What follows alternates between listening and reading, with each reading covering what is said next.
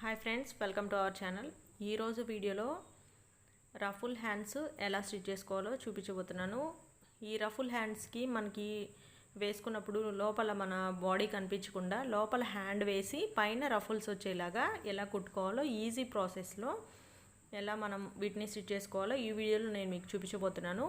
ముందు మనం నార్మల్గా షార్ట్ హ్యాండ్స్ ఎలా అయితే కట్ చేసుకుంటామో అలా కట్ చేసుకొని చివర ఇలాగా మడిచి కుట్టుకోవాలి. ఇలాగా రెండు హ్యాండ్స్ని మడిచి కుట్టుకోవాలి. ఇలా కుట్టుకున్న తర్వాత మనం రఫుల్స్ కోసం ఏ క్లాత్ని అయితే యూస్ చేస్తామో ఆ క్లాత్ క్రాస్గానే కట్ చేసుకోవాలి. స్ట్రైట్గా కట్ చేసుకోకూడదు, క్రాస్గా తీసుకోవాలి ఆ క్లాత్ని. సిల్క్ క్లాత్ అయితే మనకి రఫుల్స్ బాగా వస్తాయి.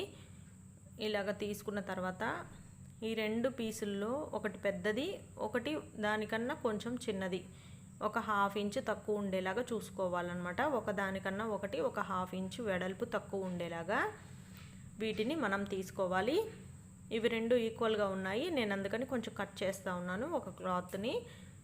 ఈ ఒక పీసుని నేను ఇలా కట్ చేసిన తర్వాత ఫస్ట్ వెడల్పు తక్కువ ఏ పీస్ ఉందో ఆ పీస్ని జాయిన్ చేస్తున్నాను నేను. ఇలా కట్ చేసుకున్న తర్వాత ఒకసారి చెక్ చేసి మీకు చూపిస్తాను చూడండి. రెండిటికి వెడల్పు ఎంత తక్కువ ఉందో ఇప్పుడు మనం చూద్దాము. ఇలా ఒక దానిపైన ఒకటి ఉంచితే ఇక్కడ కనిపిస్తుంది కదా, కింద ఉన్న పీసు పైన దానికన్నా ఒక హాఫ్ ఇంచు వెడల్పు తక్కువ ఉంది. ఈ తక్కువ ఉన్న పీస్ని ఫస్ట్ జాయింట్ చేసేసుకుందాము. మనం హ్యాండ్ తీసుకున్నాం కదా, ఆ హ్యాండ్కి కింద వైపు ఈ పీస్ని ఇలాగా ఒక హాఫ్ ఇంచ్ పైకి జరుపుకొని, అంటే హ్యాండ్కి చివర కాకుండా హాఫ్ ఇంచ్ వదిలేసి పైనుంచి ఈ పీస్ని మనం జాయింట్ చేయాలి. ఇలా జాయింట్ చేసేటప్పుడు మనం చిన్న చిన్న ప్రిల్స్ పెట్టుకుంటూ దీన్ని జాయింట్ చేయాలి. ఇక్కడ చూపిస్తున్నా చూడండి, ఇలాగా చిన్న చిన్న ప్రిల్స్ పెట్టుకుంటూ స్ట్రైట్గా మనం కర్వ్స్ రాకుండా నీట్గా అంతా ఒకేలాగా లైన్గా వచ్చేలాగా మనం ఈ పీస్ని జాయింట్ చేసుకోవాలి. ఇలాగ టోటల్గా చిన్న చిన్న ప్రిల్స్ పెట్టుకుంటూ ఈ క్లాత్ మొత్తం మనం ఆ హ్యాండ్ మీద పెట్టి జాయింట్ వేసేసుకోవాలి.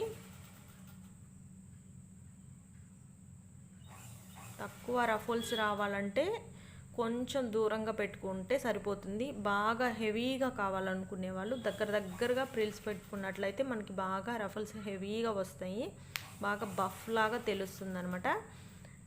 ఇలా కంటిన్యూగా చిన్న చిన్న ప్రిల్స్ అయితే ఇప్పుడు పెట్టేస్తున్నాను.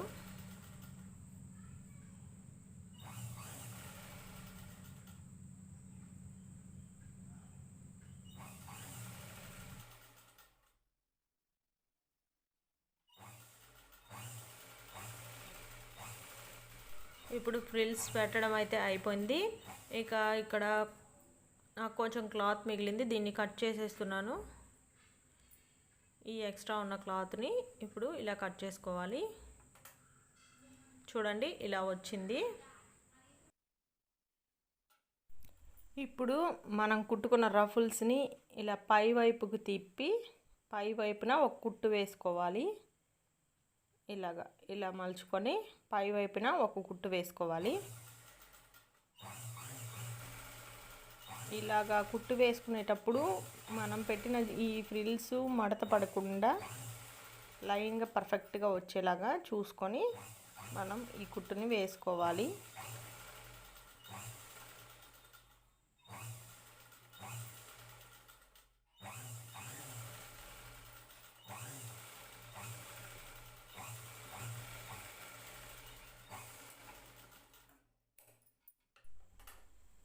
ఇక్కడ చూసారా, ఒక లేయర్ కుట్టడం అయితే కంప్లీట్ అయిపోయింది.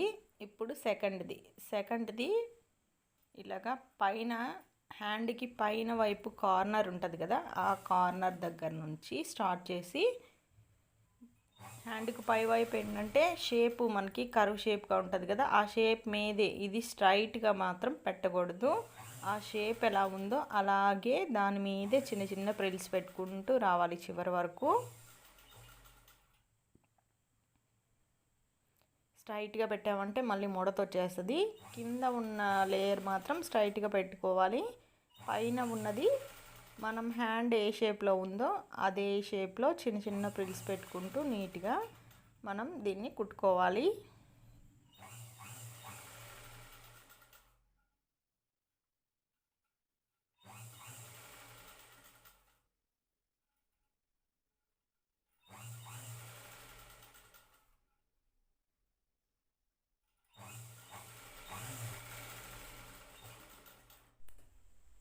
ఇలా కుట్టుకున్నాం కదా, ఇక్కడ కూడా నాకు కొంచెం క్లాత్ మిగిలింది, దాన్ని కట్ చేసేసి ఇందాక ఎలాగైతే మనం ప్రిల్స్ని మళ్ళీ ఇలాగ పైకి తిప్పేసి పైన ఒక టాప్ స్టిచ్ వేసామో అలాగే ఈ ప్రిల్స్ని కూడా ఇలాగ పై వైపున కుట్టు వేసుకోవాలి.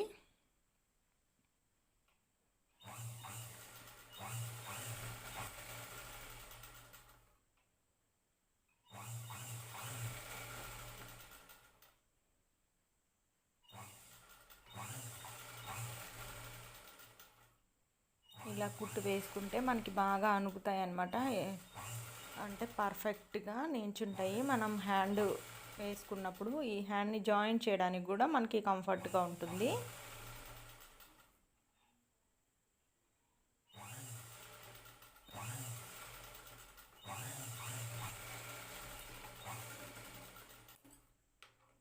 ఇలా కుట్టుకున్న తర్వాత ఇప్పుడు చూడండి పర్ఫెక్ట్గా వచ్చాయి.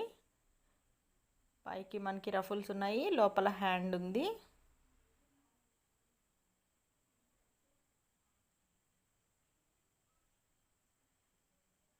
ఇలాగా ఒకటి పొడవు ఒకటి దానికన్నా కొంచెం తక్కువతోటి మనకి రావాలన్నమాట. ఇలా కుట్టుకున్న తర్వాత ఈ అంచుల్ని మనం జిగ్జాగ్ చేసుకుంటే సరిపోతుంది. బాగా ఎక్కువగా పఫ్ లాగా రావాలంటే వైర్ జిగ్జాగ్ చేసుకోవాలి. నార్మల్గా సరిపోతుంది అనుకుంటే మామూలుగా జిగ్జాగ్ చేసుకున్నా సరిపోతుంది. ఇక్కడైతే నేను జిగ్జాగ్ చేశాను, చూడండి ఇలా వస్తున్నాయి. ఓకే ఫ్రెండ్స్, రఫుల్ హ్యాండ్స్ ఎలా స్టిచ్ చేసుకోవాలో చూసారు కదా. ఇలాగే స్టిచ్చింగ్లో ఇంకేమైనా మీకు కావాలనుకుంటే నాకు కామెంట్లో చెప్పండి, తప్పకుండా మీకోసం వీడియో అయితే చేస్తాను. వీడియో నచ్చితే లైక్ చేయడం మాత్రం మర్చిపోకండి. మరిన్ని మంచి మంచి వీడియోస్ కోసం మన ఛానల్ని సబ్స్క్రైబ్ చేయండి. Thanks for watching this video.